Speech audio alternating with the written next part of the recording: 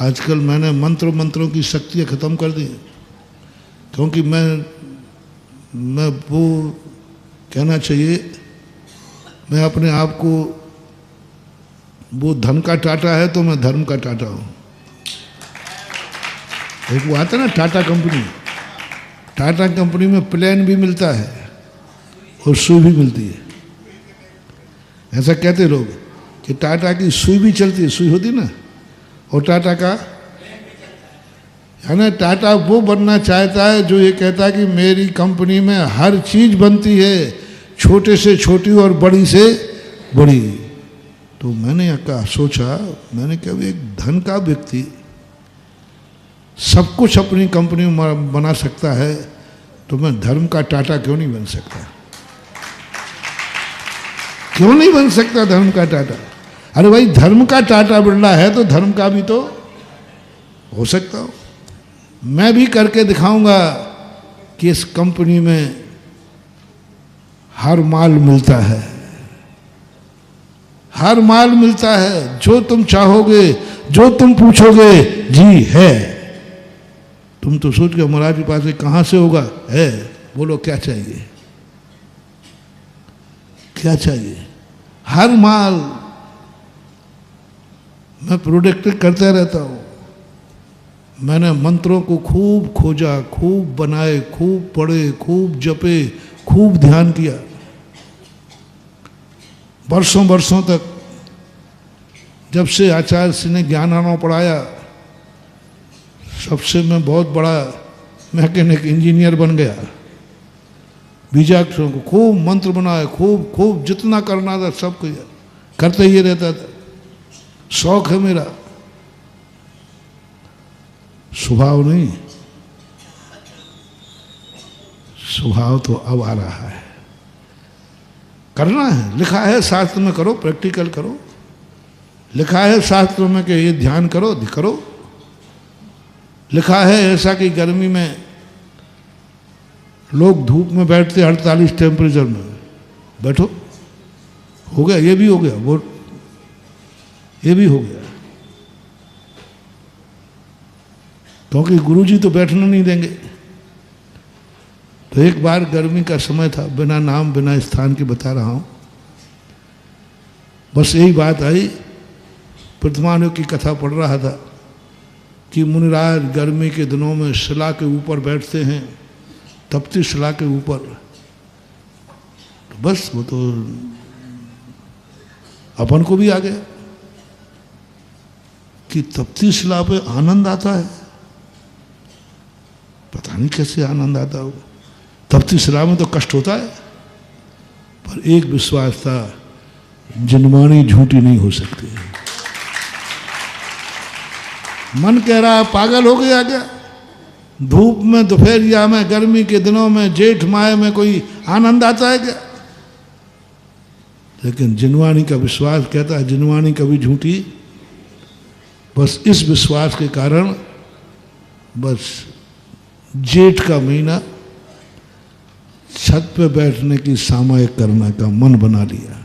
हम 2 महाराजों ने बनाया, नाम नहीं बताऊंगा, बना लिया। लेकिन डर एक ही है, आचार्य श्री आज्ञा नहीं देंगे, वो तो आज्ञा नहीं देंगे, तो क्या करें? फिर बच्चों में एक गंदी आदत होती है, अच्छे कार्य के लिए क्या बड़ों से पूछना। अच्छे बच्चों में एक गंदी आदत होती है, गंदे बच्चों में नहीं। अच्छे बच्चों में एक गंदी आदत होती है कि अच्छे कार्य के लिए बड़ों से क्या पूछना। गंदे बच्चों में एक गंदी आदत होती है कि वे गंदे कार्य के लिए बड़ों से पूछ के नहीं, चोरी से कर दे। अच्छे और गंदे बात की पहचान करना। गंदा आदमी गंदा कार्य करेगा, बड़ों से पूछ के नहीं, वो जानता बड़े थोड़ी आज्ञा देंगे गंदा कार्य। गंदे कार्य के लिए बड़ों से नहीं पूछना, ये गंदे व्यक्ति का काम है। और अच्छे कार्यों के लिए बड़ों से नहीं पूछना, ये अच्छे व्यक्ति की गंदी आदत है। रिपीट करूं, अच्छे का क्या धारणा बना दी, कोई गलत थोड़ी कर रहा हो, इस अच्छे कार्य के लिए क्या बड़ों से पूछना। ये गंदी आदत अच्छे लोगों में होती है। अब बताओ भैया मैं अच्छा हूं कि नहीं, बोल दो ना। लेकिन एक गंदी आदत आ गई। अच्छे पने का तो महसूस हुआ, अच्छा कार्य कर रहा हूं, जिनवाणी में लिखा है, जिनवाणी की आज्ञा का पालन कर रहा हूं। देखो ये महाराज लोग गर्मी में बैठते हैं शिला के ऊपर, हम भी बैठेंगे। कोई गलत पाप का भाव नहीं किया, अच्छा भाव किया। इसके लिए बड़ों से क्या पूछना, इससे गुरु की आज्ञा क्या लेना। और यदि उन्होंने मना कर दिया तो सब धरा का धरा रह जाएगा, फिर तो नहीं बैठ पाएंगे। तो प्लानिंग बनाई, अच्छा कार्य चोरी से भी करने में कोई पाप नहीं लगता। देखो सब गुणा भाग लगा रहे हैं, बुद्धि जो छोटी होती ना, नहीं इसमें देखो फिर उनके बिना पूछे करूँगा तो आज्ञा का उल्लंघन होगा। नहीं, अच्छे कार्य के लिए बिना आज्ञा के करने में कोई उल्लंघन नहीं। मतलब बैठ करके गुणता सब लगा है, सब सोचा कहीं गुरु की आज्ञा कर, तो दोनों सलाह कर रहे हैं। नहीं, अच्छे कार्य में आज्ञा का उल्लंघन क्या, कोई बुरा थोड़ी कर रहा है, कर सकते, कोई बाधा नहीं। उनसे पूछने की कोई जरूरत नहीं। क्या पूछना अच्छे कार्य के लिए, आज्ञा का काय का उल्लंघन है, कोई बुरा कार्य थोड़ी कर रहा हो। तो वो मना करेंगे तो अपन चोरी से बैठेंगे। अच्छे कार्य में चोरी करने से कोई बाधा नहीं। मंदिर चोरी से आने में, बोलो ना, चोरी से माला फेरने में, तो हमने भी कह दिया चोरी से तप करने में। तो हम लोगों ने जा, अब आचार्य जब बैठ जाए सामायिक में, और तुम्हें मालूम है कि सामायिक में साधु बैठ जाता है तो फिर बस हम लोग आचार्य बैठे कि नहीं, वो बैठे और अपन छत पे पहुंचे। वो छत बैठे और अपन छत पे पहुंचे। 2-3 दिन तो हो गए, लेकिन चोर कितने भी चोरी करे हैं, ऊंट की चोरी न्योरे न्योरे नहीं हो गए। राजस्थान में एक भाषा है, ऊंट की चोरी व्यक्ति छुप छुप के क्या करेगा, ऊंट ही इतना बड़ा है। ऊंट की चोरी झुक झुक के नहीं होवे, न्योरे न्योरे नहीं होवे, क्योंकि तू झुक जाएगा लेकिन ऊंट तो देखिएगा कैसे दिखे। एक दिन बाद 3-4 दिन हुए और हम लोगों ने समझा कि आचार्य बैठ गए और अंदर एक पंडित जी आए थे, वो उनके बैठ चर्चा कर रहे थे। तो आचार्य लेट उठे, लघु शंका को आए और हम लोग आवृत कर रहे थे।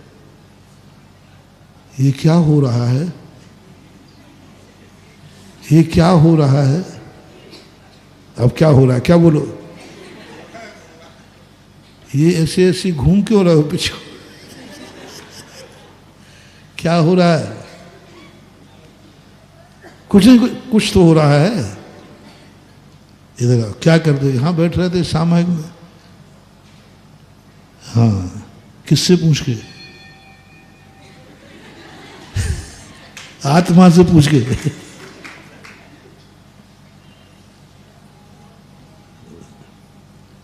आचार्य ने फिर समझाया, मेरा मन भी होता है लेकिन शक्ति का मालूम, अच्छा कार्य भी शक्ति के अनुसार किया जाता है। अभी यदि गर्मी चढ़ गई तो शक्ति है। फिर आचार्य समझाया, फिर दोपहर में क्लास में फिर पूरी क्लास उसी पर से हो गई। यानी हर चीज का मन में उमंग होना चाहिए, अच्छे कार्यों का मैं करूं, भली नहीं कर पाओ नहीं करने दिया जाए, मन से तो कर ही सकते हैं। जय जिनेंद्र, अगर आपको मेरी वीडियो अच्छी लगती है तो प्लीज़ मेरे चैनल को लाइक करें, शेयर करें और सब्सक्राइब करें। Thank you.